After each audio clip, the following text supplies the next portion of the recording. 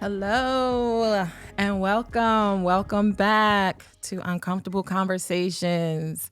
It is Thursday and we are here on Vegas Hype Media, ready for the uncomfortable conversation, right? I hope all of you guys had an awesome week.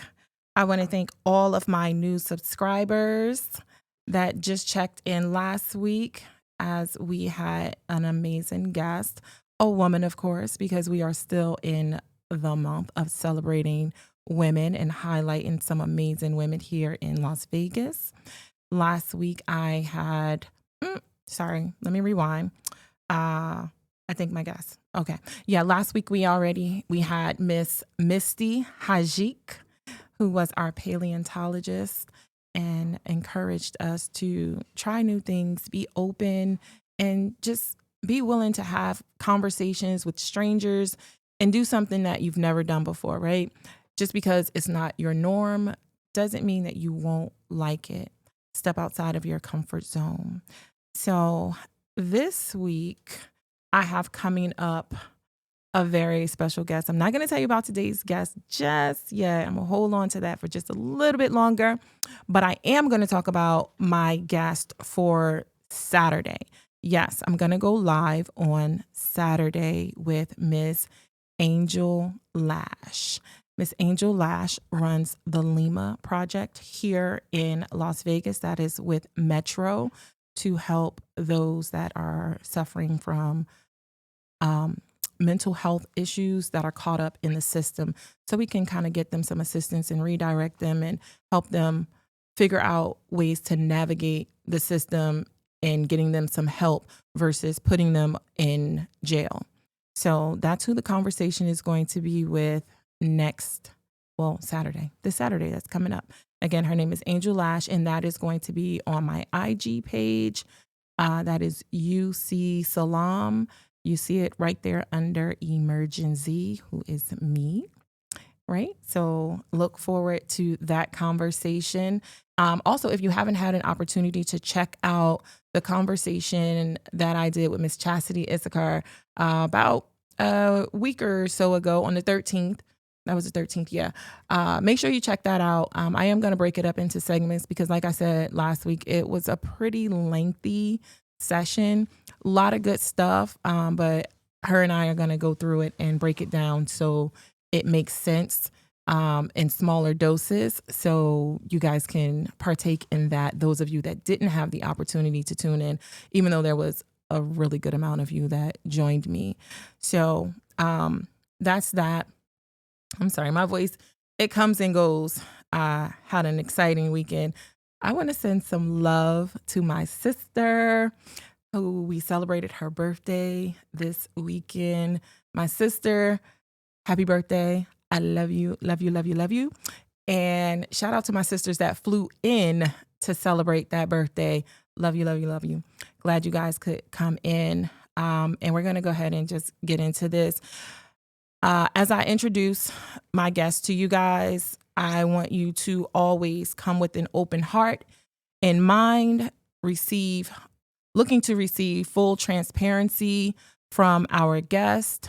Be sure to provide her, those are her pronouns, her, with the grace that you would want to be afforded in sitting down and sharing your most intimate conversation, right? Remember, the uncomfortable conversation is, or it should relinquish, all shame, guilt, and anything that you felt like is being held over you negatively. And it's an emergence of coming into who you are. It's helping you figure out what your journey has taught you. So this woman that I'm going to introduce to you, she is Vegas through and through. And if you're from Vegas or if you've been here in Vegas, you absolutely know this woman. You've seen her at some point in time, as she is truly amazing, is an artist in every sense of the word, artist, from singer, songwriter, poet, lyricist, author. The list goes on and on. She is a mother, right? Why are you in my set? Why are you there, Quan? Why are you there? That's the amazing man behind the camera, right? So, yeah, she's just super dope. And if you know her, you know that. If you don't know her, you're going to get to know some intimate pieces of her today. So without further ado, I am going to introduce you to my sugar, Brittany Soul. Hey. Hey. Honored to be here. I'm not late. I'm here. Hello. No, who said you were late? Not you. Quan. We don't listen to Klein. It's Never. okay. All right. No. Okay. All right. Oh my gosh. I'm so excited to be here. Thank you for having me. My hair is everywhere. I'm super excited. You look good, girl. Thank Stop you. it. I'm so excited to have you here in this space because the last time we sat together, right, and did this, if you guys didn't check that one out, it's on Spotify. Hello. And it was actually about being between grace. Mm-hmm. And we went over the keys of love. Mm-hmm. The key of love with Brittany Soul. Yes, with Miss Brittany Soul. So now you get to see Miss Brittany Soul and see how dope she really is in person. If you have not had the opportunity to experience a session with Miss Brittany Soul, I'm going to give you this much today. Okay. She don't know. Okay. Like anybody else that comes, they don't know what I'm about to hit them with until I hit them. Right? So before we jump into my part, Okay. I'm going to have her give her part. If you want to introduce yourself and give a better intro than what I did, which I think that's impossible. You did right? great. Yeah, of course. Yeah. I really summed it up. Yeah. Right? I think you forgot that I What? make candles. You're not supposed to tell and people that soaps. Oh, on the I thought thing. this was uncomfortable. You could have just said, I would like to also add. You know what? You're right. She's trying to throw me up under the bus on my show. Are you guys uncomfortable yet? No, I love it. I love it. And I love you. And I think I'm so proud. I'm so excited to be here. Like I said, or like you alluded to, the first time that we met together, we were in a different space. Totally different. Look at how growth happens in leaps and bounds. Girl. So I'm excited to be in this space with you. So yeah, I am a lot of things. I am a singer, songwriter, spoken word, author, host, curator, show producer, mom. Lyrist. I'm an ex-wife, but I'm a future wife too. I'm not going to co-sign that, but co-signing for her, but not for me. I don't know if I am or not. Shall we unpack that? No. No. Okay. We're going to leave it in a nice little suitcase. Actually, Okay. in one of those Ziploc freezer bags that keep suck it the fresh. air out. Okay. One of those. How All about right that? now. But yeah, I'm a lot of things. So yeah, I'm You excited. are much like most women. That part. Okay? We are a lot of things to a lot of people. Yes, we are. But who we are to ourselves. Ooh. Isn't that something? That's a great question. Right. And we're not going to get into it because what I need you to do first. Okay. What you need? What you need? You know what I need? I need you to give the people, the butterflies, a snippet. And let me tell you what I want. You know what I want. I know what you want. Because he used words like weapons. Okay, so yes, I would like to share per request by Emergence. This piece is actually not in the book. So I'm an author, as I mentioned. My debut book is called The Key of Love with Brittany Soul. And I will talk more about that later if we can. But the poem that you like is called, it's called He is Pure Poetry. And with this piece, I like to preface it with the point of our self-talk plays a major role in how our life plays out. But the second most important conversation is the conversation you have with your romantic partner. If they're irresponsible with their words, do you want them speaking over you? Hello. Rhetorical, ... All right. He wields words like weapons. Yet I have never felt more safe. Nothing about his mouth is reckless. Verb arsenal's healthy and in great shape. His emotional IQ is astounding, and his voice aligns the fine hairs of my nape. I said he wields words trustworthily. So with pleasure, I engage unscathed. He crafts consonants with critical care. He riffs rhymes responsibly. So rare even as ellipses. Affirm that he speaks very consciously. He inspires me to build bold bodies of bars, brick by brick. But when it's his turn to speak again, I ignite and melt like fat wicks. It's attractive, and he wields words like weapons. Yet I have never felt more safe. Nothing about his mouth is reckless. Verb arsenal's healthy and in great shape. His emotional IQ is astounding. And his voice aligns the fine hairs of my nape. I said he wields words trustworthily. So with pleasure, I engage unscathed. Let me put it this way. Some of you guys will understand it this way. He packs cacophony into sarcophagi guy. Formulates light like algebra. My brain licks its fingers like pie. He's high-key cooler than a haiku. I consume his thoughts like Thai food. Catch contact highs like haboob. Such a fly dude. Doesn't try to. So he wields words like weapons. Yet I have never felt more safe. Nothing about his mouth is reckless. Verb arsenal is healthy and in great shape. His emotional IQ is astounding. And his voice aligns the fine hairs of my nape. He wields words trustworthily. So with pleasure, I engage unscathed. And when y'all meet him, tell him I'm single. However, me too. That part. I have a very For him, high I could standard. get married. That part. Okay.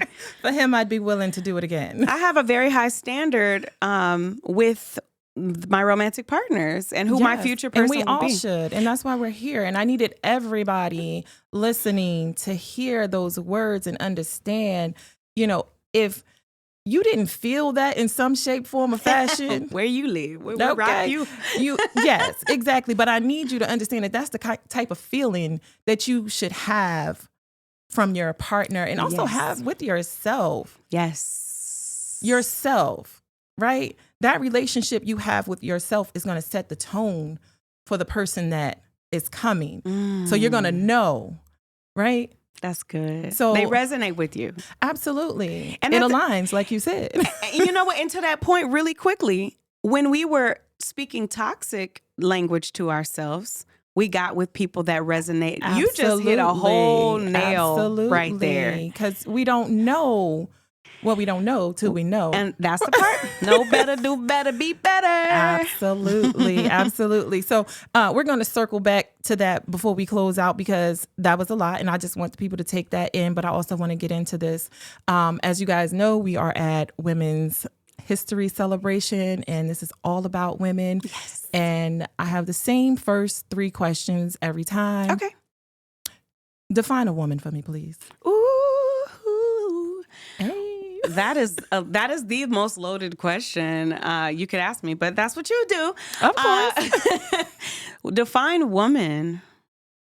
Okay, well, I'm going to start with a word association process. So, whole being. Life is either brought forth or carried through a woman. I would say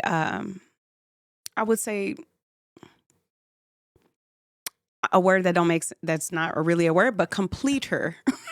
If you say it, it's a word. There it is. You heard it first. Complete her, like someone that completes something. Okay.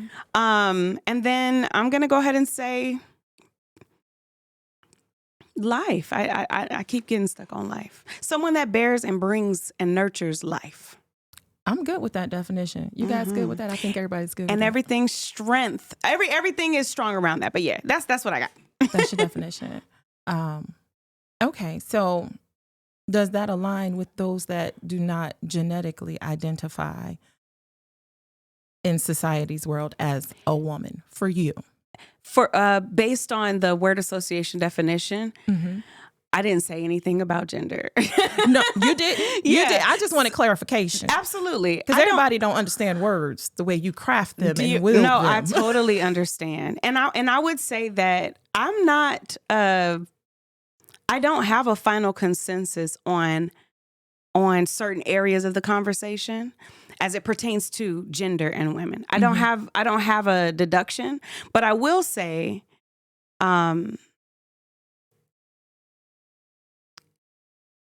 I think that's probably why life comes to me. I love these uncomfortable conversations. I love them. Well, I'm going to need you to think a little faster. We I don't know. have as much time as we had before. Yeah, pondering. I think I don't know. I don't know how to answer that.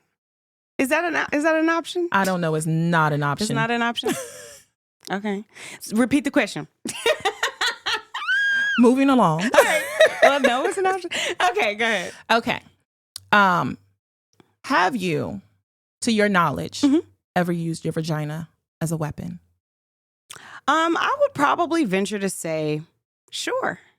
I love that. I can say there are some, and that question is also loaded, and I'm gonna speak fast, okay? Okay. So I've been married before. Okay. I've Talk been about married it. before. I was married for 9 years. I was in that relationship for 12. Mhm. There were points where Was that a healthy relationship? Can I just go into that really quick? 'Cause which loaded question you want to go to? 'Cause- I just tell me really quick. Was that a healthy relationship from your understanding of what a healthy relationship is based off of that poem that you just gave us? No. Okay. That's a simple answer. Continue. You like them simple answers, don't you? Sometimes. Okay. But sorry. Back to okay. So there were moments in my relationship where affection was used in a way that I would define as emotionally abusive. Mm-hmm. If I did not do certain sexual things, I did not get the affection that I desire. And I'm younger at the time. I've been divorced since 2020, so or somewhere around there. I forget.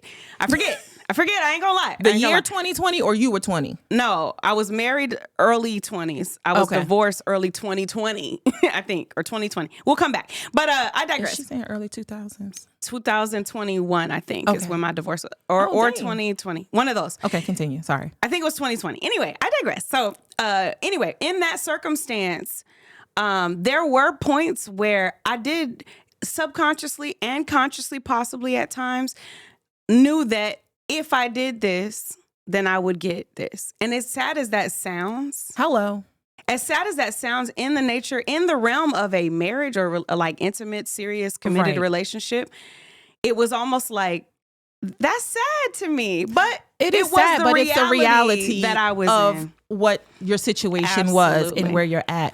And I'm so glad that you were honest. Mm-hmm. Right? Because a lot of us want to say, oh, no, it's not a weapon. I would never use it in such a manner. But we do. Can I make a statement about that?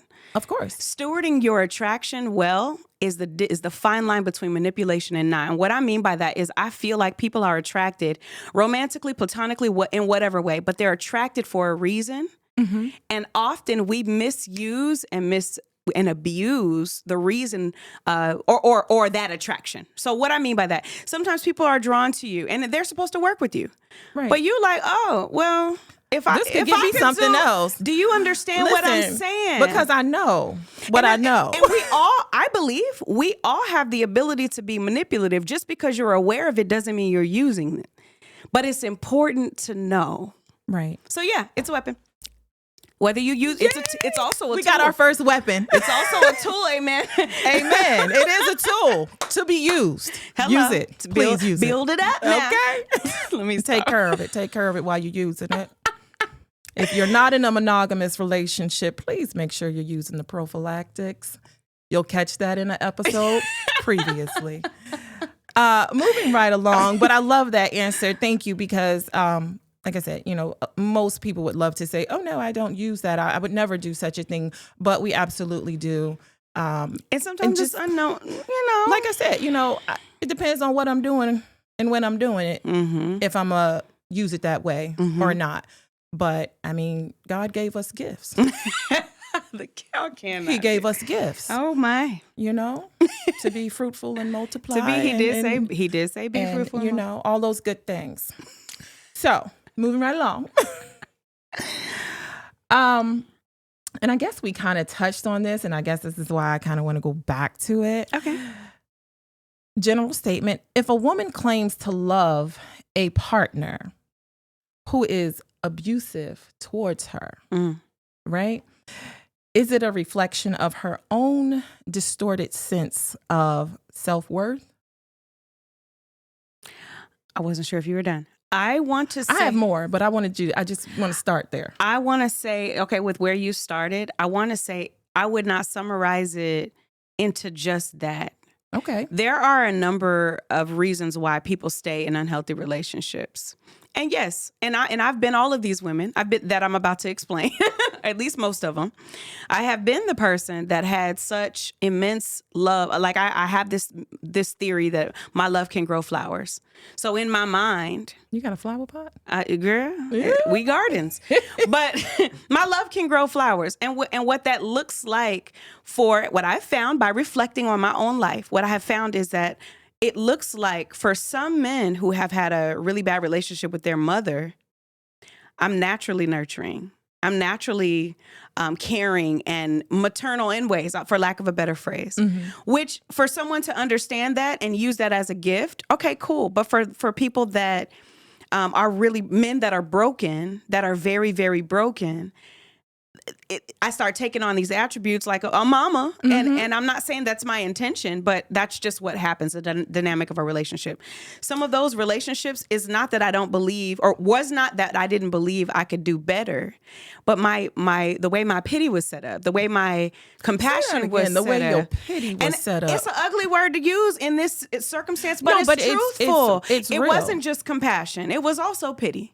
I've been that woman. I've been the woman that thought, oh, well, who, and it's not something you ever say. Us confident women, right? It's not something we ever say, oh, who's going to love me like this person? Right. But the fact of the matter is sometimes that's exactly true. No one will love you like that man did. And thank God.